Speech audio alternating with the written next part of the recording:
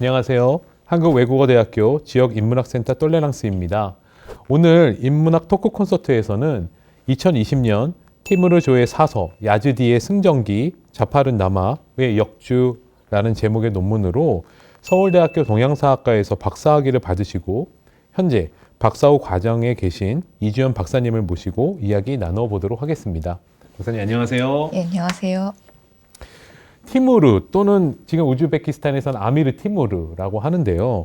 티무르 하면 정복자, 왕조의 창시자 정도로 알고 나머지는 모르시는 시청자분들이 많으시거든요. 좀 티무르가 누구이고 왜 중요한지 좀 간단히 설명 부탁드리겠습니다. 예, 티무르는 14세기 후반, 그러니까 지금 이제 1370년에 지금의 이제 우즈베키스탄 사마르칸트의 수도를 두고 이제 국가를 세웠던 유목 군주입니다. 투르크계 유목 군주이고요.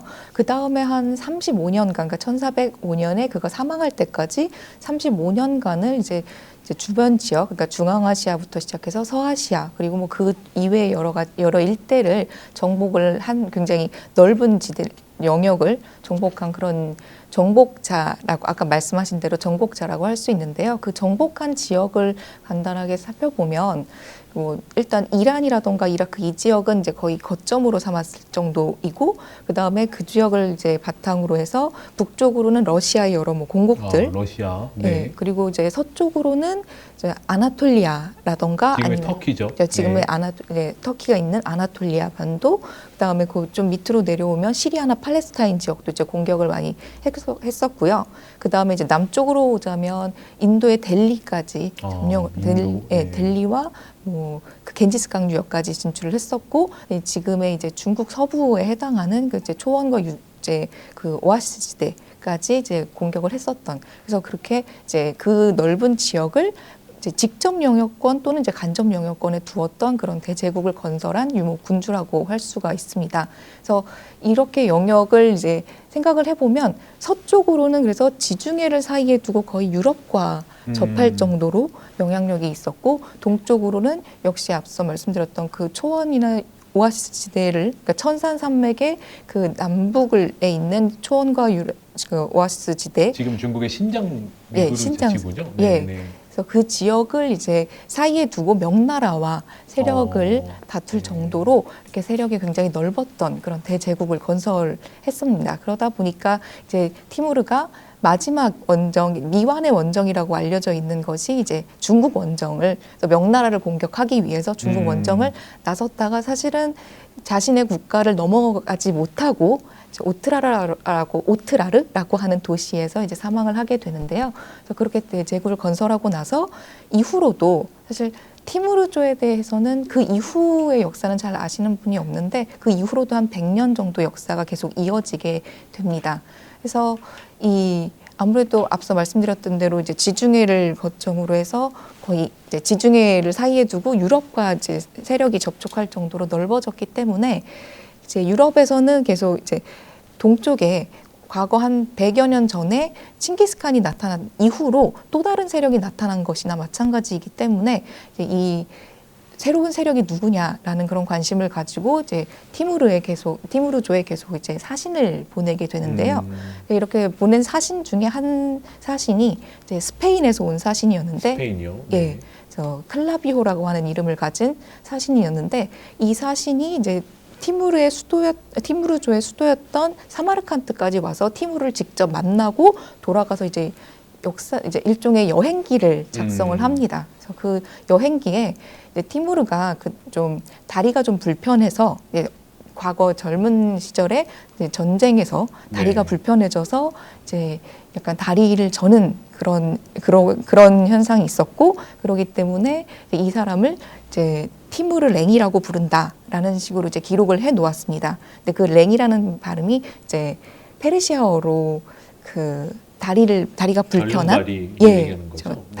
다리가 불편한이라는 뜻을 가지고 있는데 그 단어가 유럽으로 넘어가서 약간 발음이 와전이 돼서 타멀레인이라고 부르게 되었다고 합니다. 그래서 지금 유럽에서는 타멀레인이라는 이름으로 유명해졌고 그 앞서 말씀드렸던 여행기가 16세기 후반에 이제 공간이 되었기 때문에 17세기 즈음에 보면 티무르에 관련된 유럽에서의 여러 오페라라든가 소설이라든가 이런 것이 많이 이제 등장을 하게 됩니다. 이미 그 당시에는 티무르조는 사라졌지만 오히려 유럽에서는 그 17세기 이후로도 티무르에 대한 그런 많은 작품들이 이제 등장하는 정도로 유럽에서도 굉장히 많은 이제 좀 파급 효과가 있었다고 볼 수가 있고요.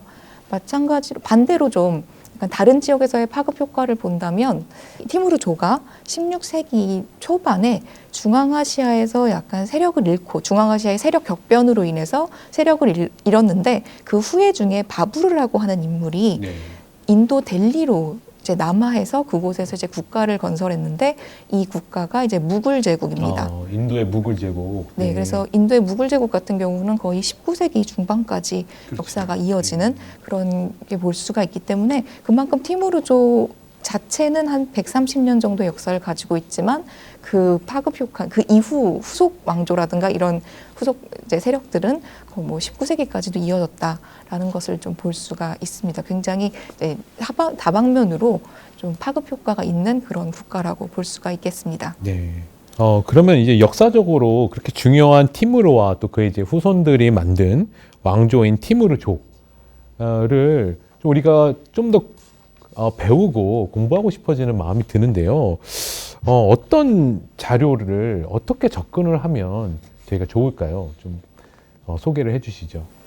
예, 중앙아시아에서 이제 중앙아시아 역사를 공부한다면 굉장히 다양한 언어를 공부를 해야 되는 경우들이 좀 많은데요. 그 시대별로 언어가 다르게 되는 경우들이 많습니다. 그래서 어떤 시대를 공부하면 이 언어를 해야 되고 다른 시대를 공부하면 다른 언어를 해야 되는 경우가 있는데 티무르조 같은 경우 14세기 후반에서 16세기 초반에 해당하는 티무르조 같은 경우에 이제 티무르 본인이 이제 말했던 언어는 투르크 언어, 투르크어로 네. 알려져 있고 그다음에 아무래도 티무르조가 이슬람권에 속하다 보니까 이슬람권의 공용어는 당연히 이제 아랍어라고 생각할 수 있어서 네. 아랍어도 중요할 수 있다고 하지만 역사를 공부할 때 있어서 그러니까 지금의 이제 남아 있는 현존 자료를 이제 역사 관련된 현존 자료를 공부하기 위해서는 무엇보다도 페르시아어가 굉장히 중요합니다. 네, 페르시아어. 네. 예, 그래서 페르시아어가 중앙아시아와 페르시아어는 어떻게 보면 우리가 생각하기엔 좀 가깝지 않다고 생각할 수가 있는데